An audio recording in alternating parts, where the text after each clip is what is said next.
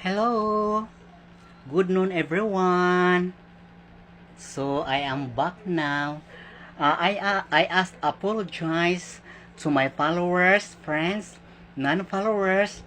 I am very much sorry because my old account was disabled.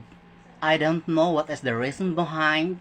So now this is my new account.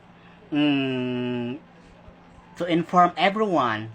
So if you want to follow me or add me, you can do that because you hope of freedom in this world. So mao na to guys.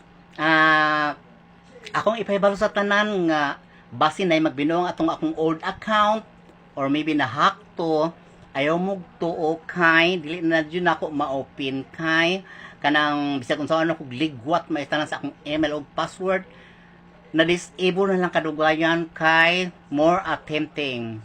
So bye bye, thank you and God bless us all. Dalaygon ang Diyos.